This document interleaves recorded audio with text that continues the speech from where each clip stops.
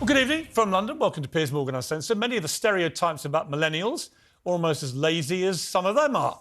They like avocados on toast. They take photos of avocados on toast. Bad tattoos, skinny jeans, dating apps, cats, you get the picture. And censorship, of course. Like a lot of stereotypes, they begin life with a kernel of truth. A major survey in the US found that a plurality of people aged 25 to 34 now think using the wrong pronouns should be a criminal offence. Almost half of them think you should be prosecuted for saying he instead of she if that he is becoming a she, or if he or she just wants to be they or thinks they should be a she, he, they, or something like a cat. You could be forgiven for being as confused about this as some of them are. And that's the point. Most decent people have no real problem with referring to trans people by their chosen gender. I try and do it myself. If nothing else, it's just polite and good manners. But most decent people also find all this completely baffling.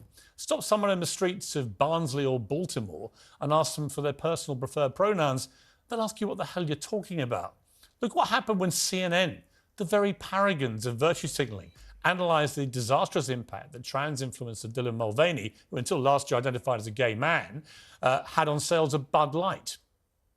They don't like the way Dylan Mulvaney was treated after this whole controversy started. He, of course, is the transgender person they were going to sponsor and go along with Bud Light. They didn't like how Bud Light didn't stand by him.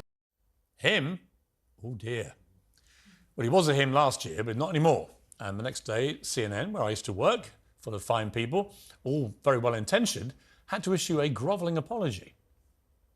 Before we wrap up today, we do want to make an important note. Yesterday, in a segment about transgender influencer Dylan Mulvaney, who was featured in Bud Light's recent campaign, she was mistakenly referred to by the wrong pronoun.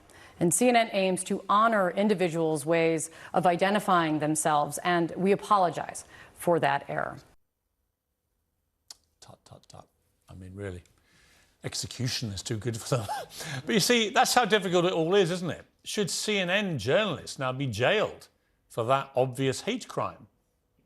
And criminal offence or not, the tyranny of the pronoun police is all around us. Misgendering can get you kicked off YouTube, which for some people has removed their main source of income.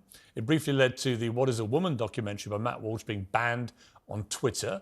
And Oxford College just warned it will expel students for misgendering each other. The UK government's long-awaited guidance for schools on trans pupils has today been delayed, reportedly because of legal wrangling over whether teachers must use a student's preferred pronouns.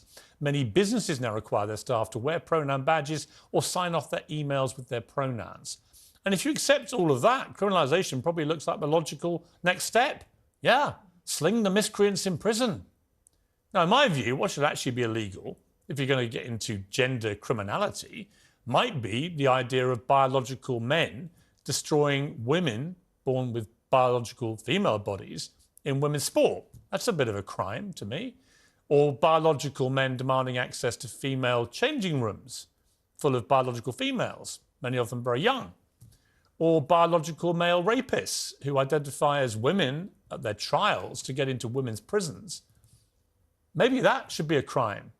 And if you think that makes me a transphobe, I'd say you're the one with the phobia of common sense.